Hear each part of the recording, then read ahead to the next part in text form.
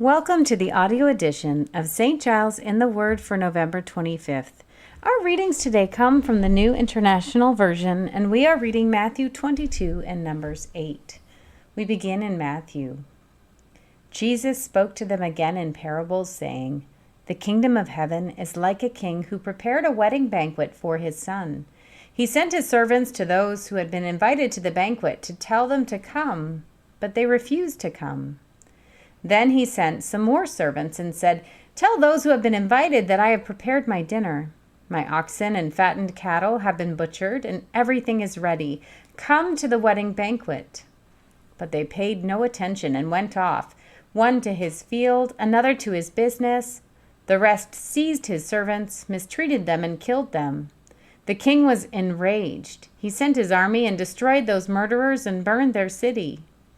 Then he said to his servants, 'The wedding banquet is ready, but those I invited did not deserve to come. So go to the street corners and invite to the banquet anyone you find.' So the servants went out into the streets and gathered all the people they could find, the bad as well as the good, and the wedding hall was filled with guests. But when the king came in to see the guests, he noticed a man there who was not wearing wedding clothes. He asked, 'How did you get in here without wedding clothes, friend?' The man was speechless. Then the king told the attendants, 'Tie him hand and foot and throw him outside into the darkness, where there will be weeping and gnashing of teeth. For many are invited, but few are chosen.'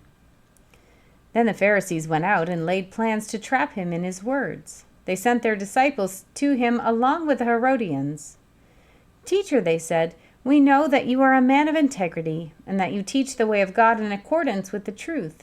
You aren't swayed by others because you pay no attention to who they are. Tell us then, what is your opinion? Is it right to pay the imperial tax to Caesar or not?'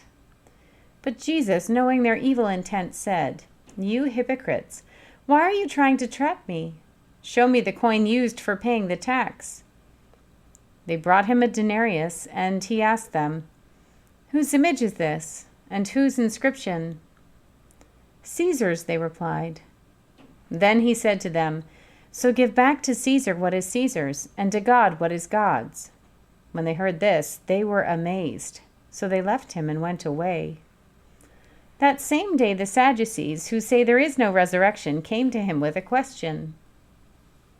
'Teacher,' they said, 'Moses told us that if a man dies without having children, his brother must marry the widow and raise up offspring for him.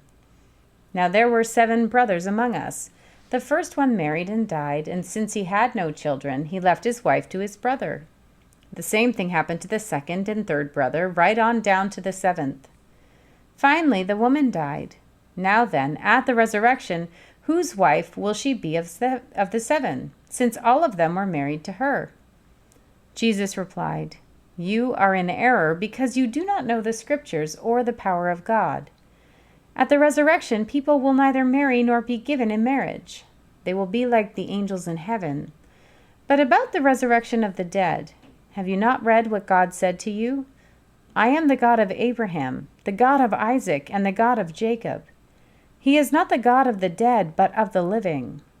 When the crowds heard this, they were astonished at his teaching. Hearing that Jesus had silenced the Sadducees, the Pharisees got together. One of them, an expert in the law, tested him with this question, "Teacher, which is the greatest commandment in the law?"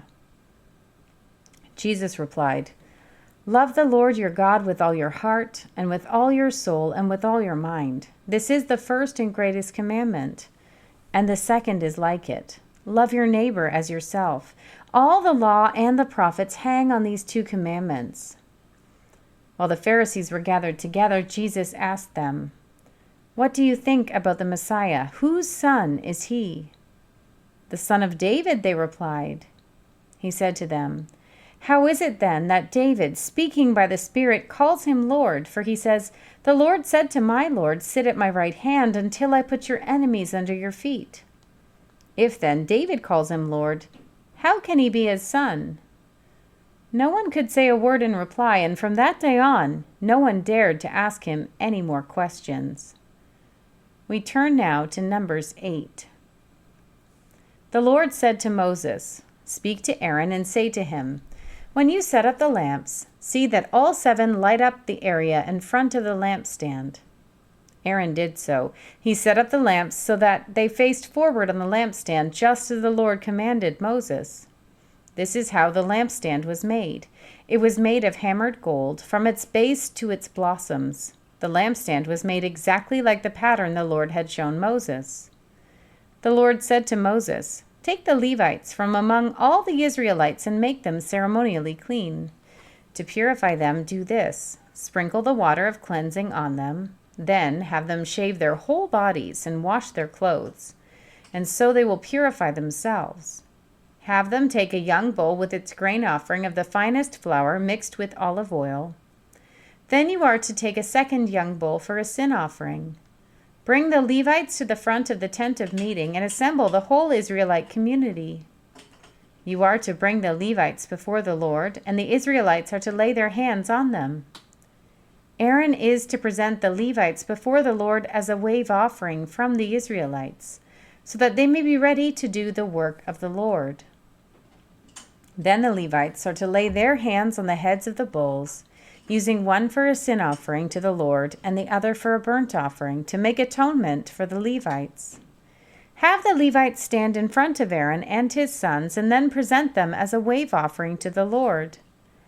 In this way you are to set the Levites apart from the other Israelites, and the Levites will be mine. After you have purified the Levites and presented them as a wave offering, they are to come to do their work at the tent of meeting.